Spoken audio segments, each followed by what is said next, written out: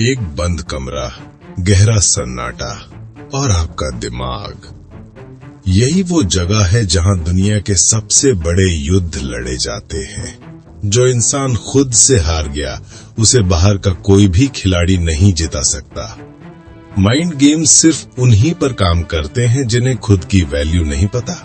अपनी कमजोरी को ढाल बनाओ, वरना दुनिया उसे तलवार बनाकर आप ही के सीने में उतार देगी। इंसान की सबसे बड़ी ताकत और सबसे बड़ी कमजोरी दोनों एक ही जगह पर है, और वो है उसका दिमाग। हम अक्सर बाहर के दुश्मनों से डरते हैं, पर हकीकत ये है कि सबसे खतरनाक दुश्मन हमारे अंदर बैठा है।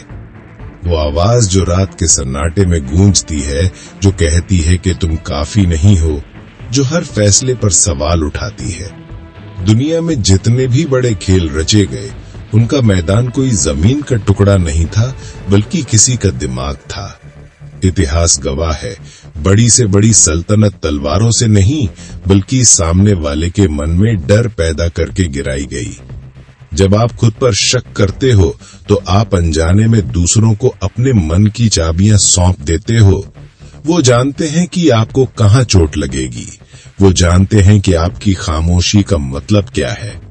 लोग कहते हैं कि दिल टूट गया, पर सच तो ये है कि खेल हमेशा दिमाग के साथ खेला जाता है। इमोशन सिर्फ एक जरिया है, असली मकसद तो आपके सोचने की शक्ति पर कब्जा करना होता है। माइंड गेम्स की सबसे बड़ी चाल यही है कि आपको यकीन दिलाया जाए कि आप अकेले हो, आप गलत हो, और जैसे ही आप ये मान लेते हो, आप हार जाते हो।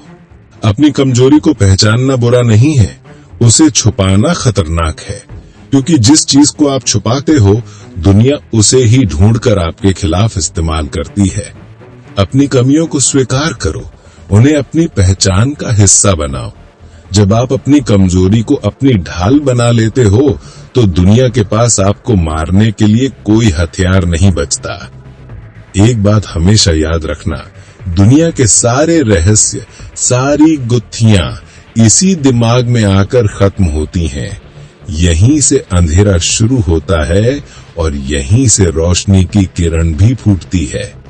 बाहर का शोर थमता नहीं है, उसे नजरअंदाज करना पड़ता है। खुद की वैल्यू को किसी और के तराजू में मत तोलो। अगर आज आप खुद के साथ खड़े नहीं हुए, तो कल पूरी दुनिया आपके खिलाफ खड़ी होगी। ये बंद कमरा और ये सन्नाटा आपको डराने के लिए नहीं, बल्कि खुद से मिलने के लिए है। अपने दिमाग को एक किला बनाओ, जहां किसी भी बाहरी चाल की एंट्री मुमकिन ना हो, क्योंकि अंत में जीत उसी की होती है जिसने खुद के मन को जीत लिया हो। लोग अक्सर पूछते हैं कि ये माइंड गेम्स शुरू कहां से होते हैं।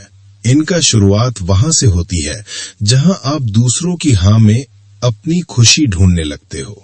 जब आपकी सेल्फ वर्थ किसी और के मूड पर डिपेंड करने लगे, समझ लेना आपने बिना लड़े ही सरेंडर कर दिया है। वो दिमाग ही क्या जो किसी के 2 शब्द बोलने से हिल जाए, वो शख्स ही क्या जिसे कोई भी आकर मैनिपुलेट कर सके। दुनिया का सबसे बड़ा झूठ ये है कि आपको दूसरों की जरूरत है। हकीकत ये है कि आपको सिर्फ खुद की जरूरत है।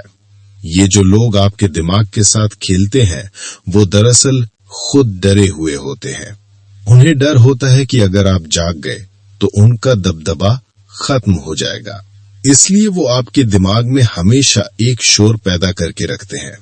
कभी पास्ट का पछतावा, कभी फ्यूचर का डर।